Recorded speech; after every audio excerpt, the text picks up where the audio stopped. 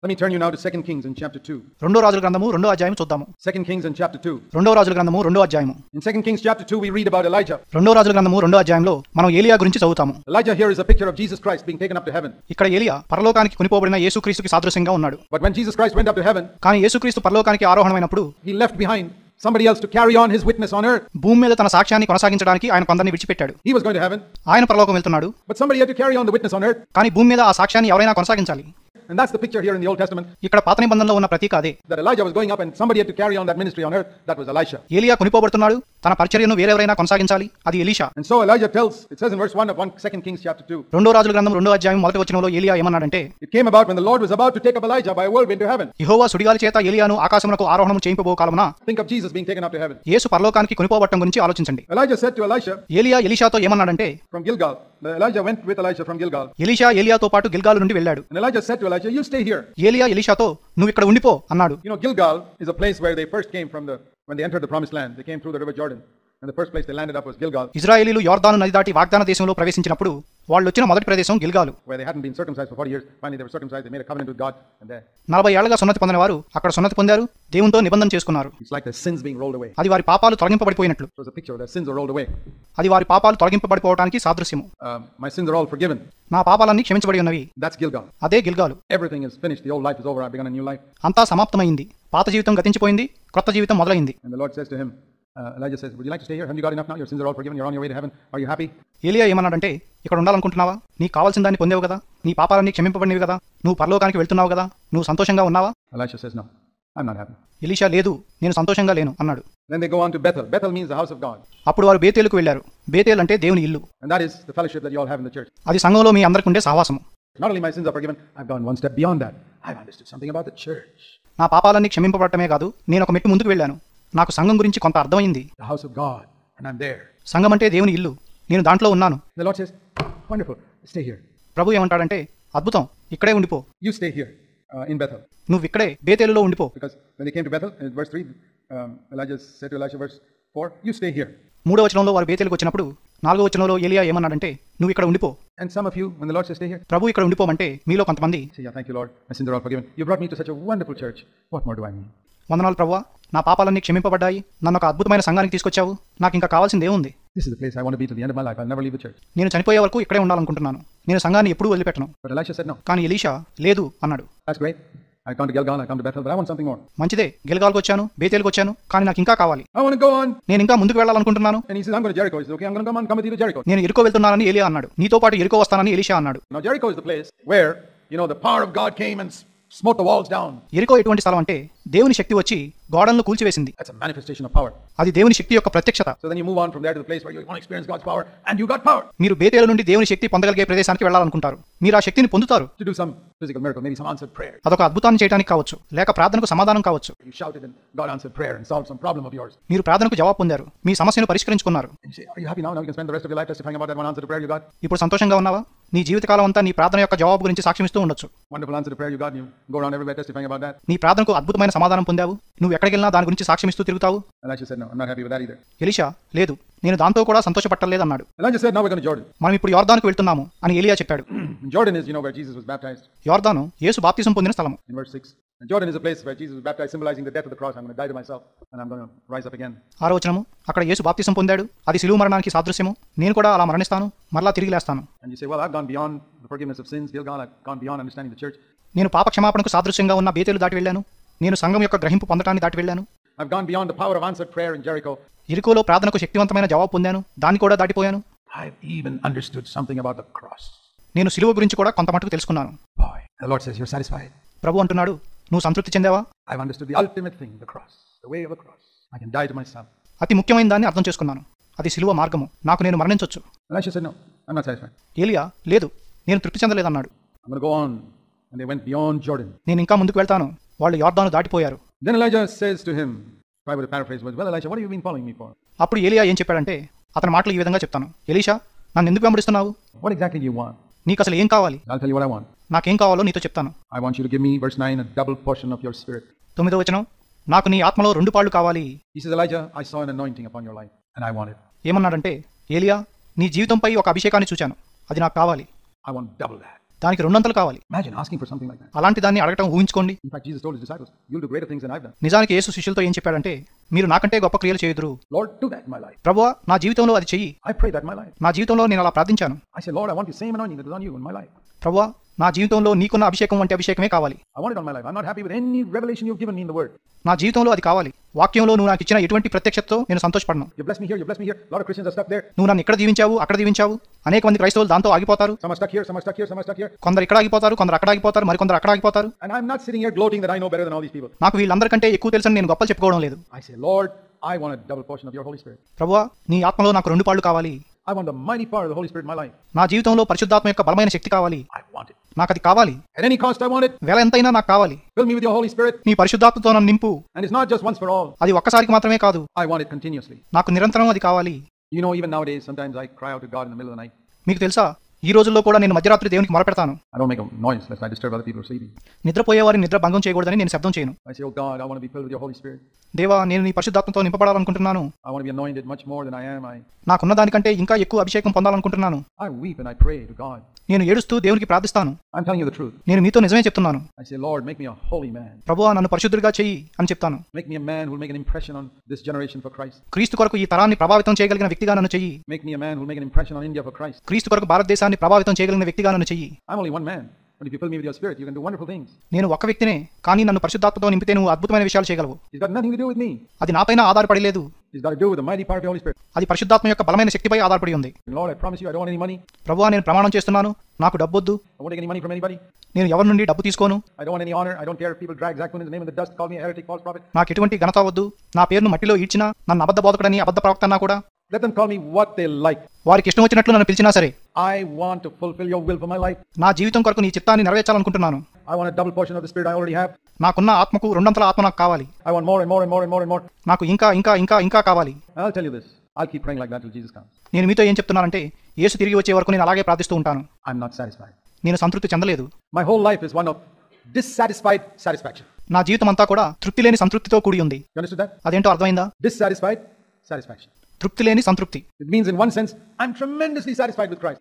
ఒక విధంగా చూస్తే నేను క్రీస్తుతో ఎంతో సంతృప్తి చెందాను. I don't need anything else. నాకు ఇంకా ఏమీ అక్కర్లేదు. I got a house. నాకు ఒక ఇల్లుంది. I'll tell you absolutely honestly. నేను పూర్తి యథార్థతతో మీతో ఏం చెప్తున్నానంటే, If I lived in a little hut, smaller than any of you live in, మీలో ఎవరైనా నివసించే ఇంటి కంటే కూడా చిన్నదైన ఒక గుడిసెలో నేను జీవిస్తే, I'd be happier than all of you. నేను మీ అందరికంటే కూడా సంతోషంగా ఉంటాను. Because my happiness is not in my house. ఎందుకంటే నా సంతోషం నా ఇంటిని బట్టి కాదు. It's not in any vehicle I have or nothing. అది నాకున్న బండిని బట్టి కాదు, ఇంకా దేన్ని బట్టి కాదు. I'm satisfied in Jesus Christ. నేను యేసుతో సంతృప్తి చెందాను.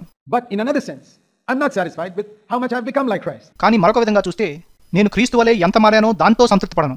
I'm not satisfied with the measure of anointing I have in my life. నా జీవితంలో ఉన్న అభిషేకంతో నేను సంతృప్తి పడను. I'm not satisfied. I don't think I've ever been satisfied with the sermon I preached in my life. నా జీవితంలో నేను బోధించిన ఒక్క ప్రసంగాన్ని బట్టి కూడా నేను సంతృప్తి పడలేదనుకుంటాను. I say, Lord, that could have been better. ప్రభువా, నేను దాన్ని ఇంకా శ్రేష్టంగా బోధించుండొచ్చు. That could have been more anointed. అది ఇంకా అభిషేకంతో కూడి ఉండొచ్చు. That could have been more powerful. అది ఇంకా శక్తివంతమైనదిగా ఉండొచ్చు. It's not enough. అది సరిపోదు. Dissatisfied satisfaction. తృప్తి లేని సంతృప్తి. That is thirst. అదే దప్పిక. God, I'm thirsty for more of you. దేవా, నీ కొరకు నేను ఇంకా దప్పికొనుచున్నాను. Like the businessman is thirsty for more money, more money. ఏ విధంగా వ్యాపారవేత్త ఇంకా ఇంకా డబ్బు కోసం దప్పికొంటాడో, And people in the world are thirsty for more power and position.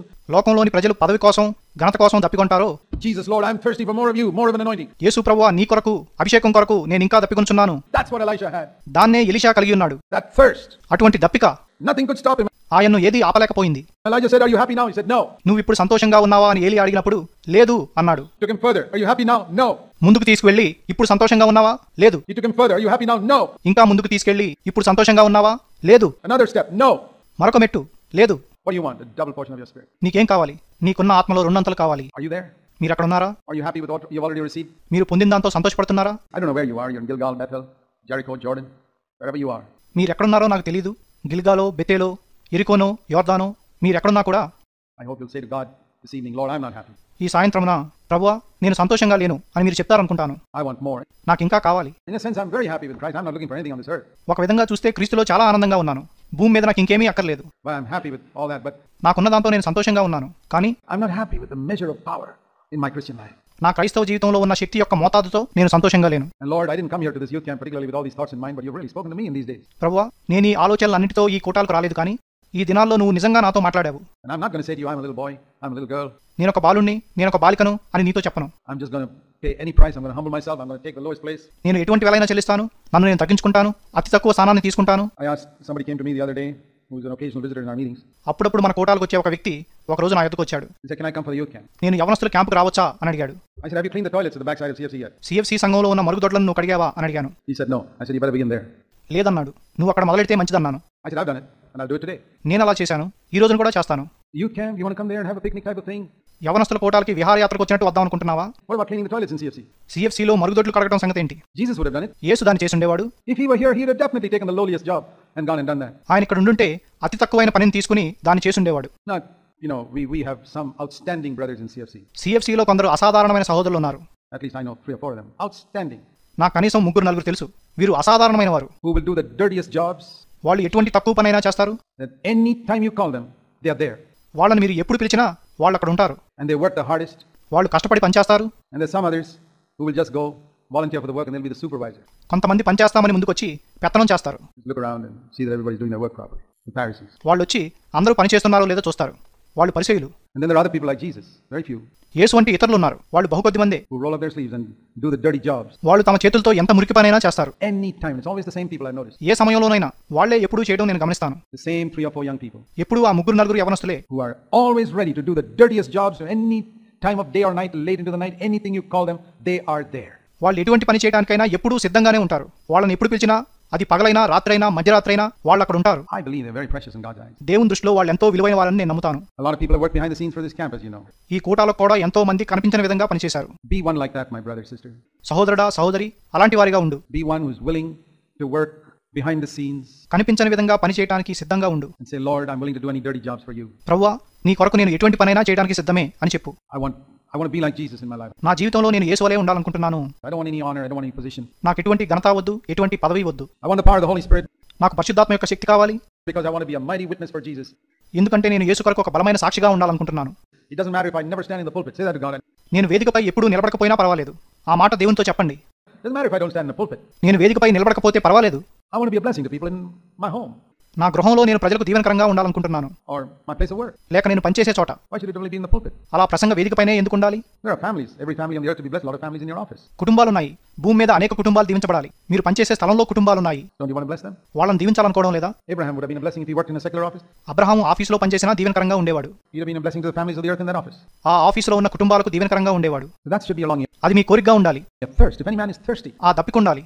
ఎవడైనను దప్పికొన్న ఎడలా. See, what I've been trying to create in you is a little thirst today. నేను మీలో కొంత దప్పిక కలుగు చేయాలనుకుంటున్నాను. For something more than you already have. మీకున్న దానికంటే ఇంకా ఎక్కువ కోసం. Lord, I'm thirsty. ప్రభువా నాకు దప్పికుంది. I'm thirsty for something more than I already have right now. నాకు ఇప్పుడున్న దానికంటే ఇంకా ఎక్కువ కోసం దప్పికుంది. I want your mighty power in my life. నా జీవితంలో నీ గొప్ప శక్తి నాకు కావాలి. And like Elisha kept on following Elijah. Elisha ఏ విధంగా ఏలియాను వెంబడిస్తూ ఉన్నాడో I'm going to follow you. నేను నిన్ను వెంబడిస్తాను. I want to show you another passage in Luke's Gospel chapter 24.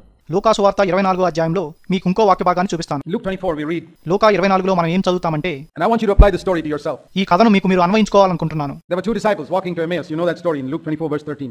లూకా 24:13లో ఇద్దరు శిష్యులు ఎమ్మాయి గ్రామునకు నడిచి వెళ్లే కథ మీకు తెలుసు. Luke 24:13 they were going to Emmaus. లూకా 24:13 వాళ్ళు ఎమ్మాయి గ్రామునకు వెళ్తున్నారు. And Jesus came and walked with them. యేసు వచ్చి వారితో కలిసి నడిచాడు. But it says he hid himself verse 16 so that they could not recognize him. 16వ వచనంలో వారు ఆయనను గుర్తుపట్టకుండా తాను మరుగు చేసుకున్నాడని చెప్పబడింది. And so he talked to them and talked to them and talked to them and they walked for 2 hours. ఆయన వారితో మాట్లాడాడు.